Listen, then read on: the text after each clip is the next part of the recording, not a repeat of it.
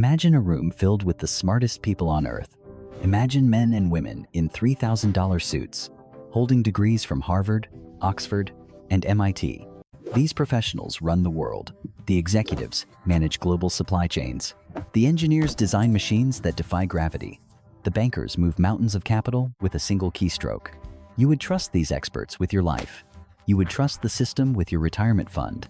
But there is a dirty little secret hidden in the balance sheets. Sometimes, these geniuses do not just make mistakes. The geniuses light billions of dollars on fire because the experts forgot how to use a tape measure. Welcome to the Hall of Shame. This is not a story about bad luck. This is a story about catastrophic stupidity funded by unlimited budgets. We are talking about trains that are too fat for the stations. We are looking at airports that stayed empty for a decade while the lights stayed on. We are witnessing retail giants that marched across the border and instantly evaporated into thin air. The history books call these events business case studies. The cynical analyst calls these events the most expensive comedy show in the universe.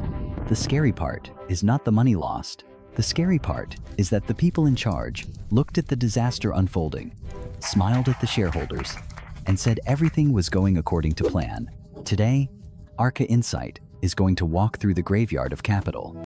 We are going to dissect how billions of dollars vanished because of ego, arrogance, and the inability to use basic logic. Prepare to feel better about your own bad financial decisions. Compared to these corporate titans, buying that overpriced coffee this morning was the investment of the century. Let us look at the anatomy of a financial disaster. It rarely starts with a villain twirling a mustache. It usually starts with a PowerPoint presentation. The protagonist is typically a CEO with a perfect haircut and a vocabulary full of buzzwords like synergy, paradigm shift, and disruptive innovation. They stand on a stage. The spotlight hits their face. They promise the investors that the laws of physics and economics no longer apply to them because they are special. They believe they can build castles in the sky without laying a foundation. They treat reality like a suggestion rather than a rule. This is the danger of the smartest guys in the room. When you are convinced you are a genius, you stop checking your blind spots. You stop listening to the guy in the basement who actually knows how the machine works. The corporate world is designed to filter out dissent. It is an echo chamber where bad news is treated like a virus. If you point out a flaw in the plan, you are not a realist. You are a pessimist. You are not a team player. You are a problem. So everyone stays silent. Everyone nods. Everyone watches the ship sail straight toward the iceberg because nobody wants to be the one to ruin the captain's cocktail party. Imagine a boardroom meeting at a major multinational corporation. The scene is pristine. Glass walls, Italian leather chairs. The air conditioning is set to a crisp 68 degrees. A nervous engineer raises his hand. "Excuse me, sir, but the data suggests the product will explode if we launch it next week." The CEO sighs and adjusts his silk tie. He looks at the engineer with a mix of pity and annoyance. "You are thinking small. You are focused on obstacles. I am focused on the horizon. We are not just launching a product. We are launching a revolution. The shareholders expect a revolution next Tuesday. Do you want to disappoint the shareholders? But sir, the physics. Physics is a mindset. We will fix the physics in the next software update. Now get out of my office." The board claps. The stock price goes up. And the product inevitably explodes. This is the mechanism of the expensive mistake. It is the belief that if you throw enough money at a bad idea, it magically becomes a good idea. But money does not fix stupidity. Money just amplifies it. Let us travel to Europe, the land of culture, the land of history, and apparently, the land where nobody owns a measuring tape. Case number 1, France. The year is 2014. The French national rail operator decides it is time for an upgrade. They want speed. They want luxury. They want the future. They order 2,000 brand new regional trains. The price tag is $15 billion. This is not a purchase. This is an investment in national pride. The trains roll off the assembly line looking like silver bullets. They are magnificent. They are sleek. They are ready to conquer the rails. There is just one tiny microscopic problem. They are too fat. The trains are a few inches wider than the old models. This would be fine if the train stations were built yesterday. But many of the 1,200 platforms across rural France were built 50 years ago, back when trains were slimmer. Back when people were slimmer, the result is comedy gold. The shiny new trains arrive at the station and scrape against the concrete platforms like a cheese grater. The metal screeches. The sparks fly. The doors cannot open because they are wedged against the stone. The excuse is even better than the mistake. The rail operator claims they used the official measurements provided by the infrastructure manager. But the infrastructure manager forgot to check the actual platforms. They just sent over the paperwork. Nobody went outside with a ruler. Nobody checked reality. So what happens? Do they send the trains back? No. That would be admitting defeat. Instead, they spend 50 million euros to modify over 1,000 railway platforms. Crews of construction workers rushing around the country with jackhammers, chipping away stone, shaving off concrete, all because a room full of executives looked at a spreadsheet but never looked at the track. Crisis, panic, denial. The taxpayers scream. The politicians shrug. The trains eventually fit, but the dignity never recovers. Now let us fly over to Germany, the home of efficiency, the gold standard of engineering. If you want something built on time and under budget, you go to Germany. Or so the legend says. Enter the Berlin-Brandenburg Airport. This was supposed to be the crown jewel of European aviation, a modern cathedral of flight. The grand opening was set for late 2011. The champagne was on ice. The invitations were sent.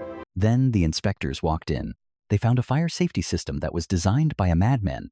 The smoke exhaust system was engineered to suck smoke down through the floor instead of venting it up through the ceiling. Physics. It is a stubborn thing. Hot smoke rises. Trying to pump it down is like trying to push water uphill with a fork. It does not work. But that was just the appetizer. The escalators were too short to reach the next floor. The lights could not be turned off because the control system was so complex, nobody could figure out the off switch. 90,000 miles of cable were installed incorrectly. The opening was canceled. Not for a week. Not for a month.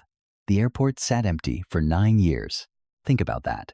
An entire airport, terminals, runways, baggage claims, sitting in silence. Ghost trains ran to the empty station every day just to keep the airflow moving so the tunnels would not rot. The lights burned 24/7. Security guards patrolled an airport with 0 passengers. It cost millions of euros every single month just to keep the empty building from falling apart. By the time it finally opened in 2020, the cost had tripled to over $7 billion. And the punchline? It opened in the middle of a global pandemic. When nobody was allowed to fly, German efficiency died in that terminal. It was suffocated by bureaucracy and buried under a pile of useless cables. Now we cross the Atlantic to witness a different kind of disaster. This is not about engineering failure. This is about arrogance. This is about the belief that you can conquer a new country just by hanging a red sign on the door. Enter Target, the beloved American retailer. The place where you walk in to buy a toothbrush and walk out with a patio set, a new wardrobe, and 3 scented candles. In the United States, Target is a cultural icon. It is cheap chic. It is Target. In 2011, the executives at Target looked north. They saw Canada. To them, Canada looked just like the United States, but with more snow and nicer people. They thought it would be a walk in the park.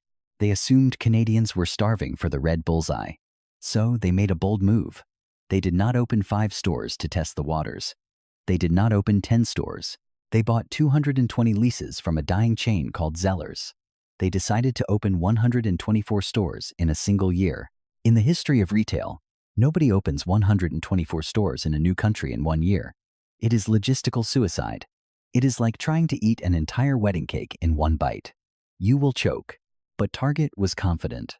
They believed their brand was strong enough to bypass the laws of operations. They ignored the fact that Canada is a different country. It has different currency, different packaging laws, different consumer habits. The real disaster happened inside the computer systems. Target tried to set up a brand new supply chain software called SAP. This is a complex beast. It usually takes years to configure. Target tried to do it in months. The result was a data catastrophe. The system required precise measurements for every single product. Length, width, height, weight.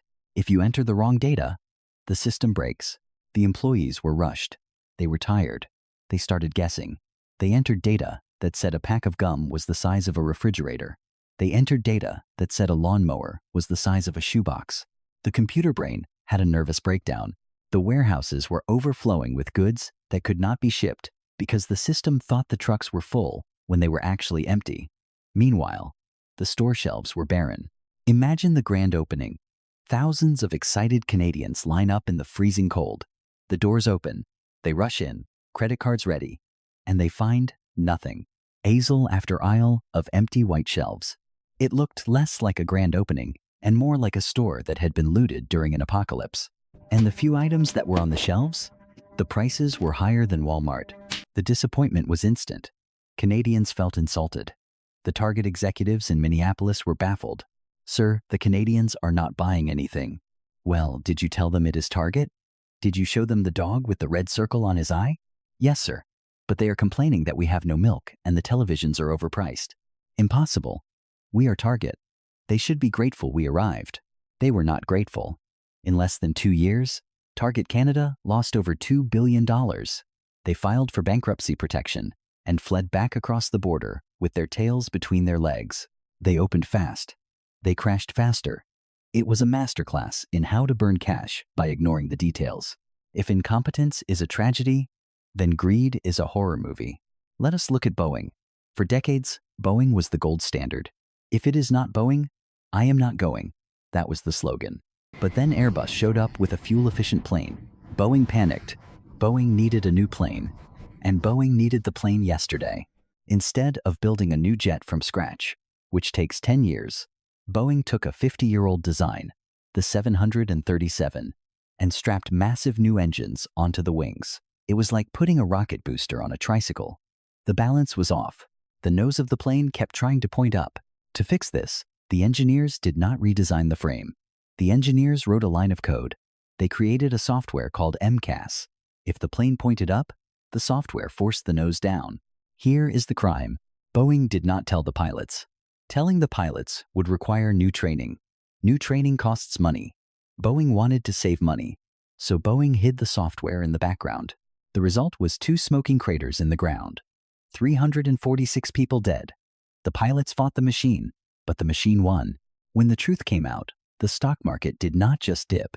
The stock market vomited. $20 billion in direct costs, $60 billion in lost orders. The reputation of a century was incinerated in seconds, all to save the cost of a training manual. And finally, we arrive at the saddest story of them all, Kodak. In the 20th century, Kodak was not a company. Kodak was a monopoly of memories. If you took a photo, you paid Kodak. They owned the film. They owned the paper. They owned the chemicals. It was a license to print money. In 1975, a Kodak engineer named Steve Sasson invented something incredible, a camera that did not need film, a camera that captured images on a digital tape. The first digital camera. He took it to the executives. He expected a parade. He expected a bonus. The meeting went something like this. "Gentlemen, I have invented the future. No film, no chemicals, just pure instant images on a screen." The CEO frowned. He looked at the device. It was clunky. It was slow. But it was revolutionary. "That is cute, Steve. But tell me, does it use film?" "No, sir. That is the point." "Does it use paper?" "No, sir. It is digital." "So you have invented a machine that destroys our entire business model. We sell film, Steve. We sell chemicals. Nobody wants to look at pictures on a television screen. Hide that thing in the closet and never speak of it again." Kodak buried the future to protect the past. They thought they were in the photo business. They were wrong. They were in the chemical business. When the world switched to digital, Kodak did not just fall behind. Kodak evaporated. They invented the gun that shot them. By 2012, the company that once employed 145,000 people filed for bankruptcy. Their patents were sold for pennies. Their buildings were imploded. The irony is thick enough to cut with a knife. The very technology that could have made them the king of the 21st century was the same technology that signed their death warrant. So, what have we learned from this tour of destruction? We have learned that a degree from an Ivy League school does not prevent you from forgetting how to use a ruler. We have learned that if a deal looks too good to be true, it is probably going to cost you $2 billion. And we have learned that the most dangerous phrase in the English language is, "Trust me, I am the CEO." You do not have to run a multinational corporation To appreciate the art of failure, you just have to be an observer. If you enjoy watching the high and mighty trip over their own shoelaces, or if you simply want to arm yourself with enough cynicism to survive the next market bubble, you know what to do. The algorithm is hungry. It demands a sacrifice. Hit the like button to validate my existence. Share this video with a friend who thinks they are the next Steve Jobs.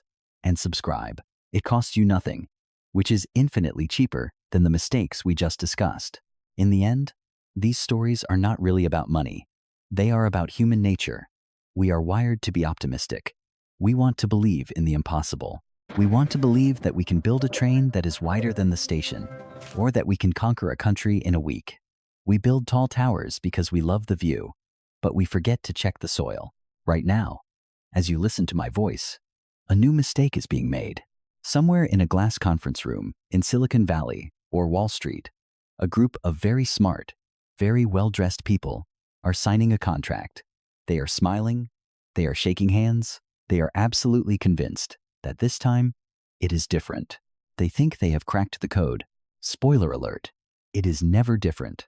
The laws of gravity and economics always win in the end. The next great disaster is already under construction, and I will be right here, waiting to pour a drink and tell you exactly how it happened. Class dismissed.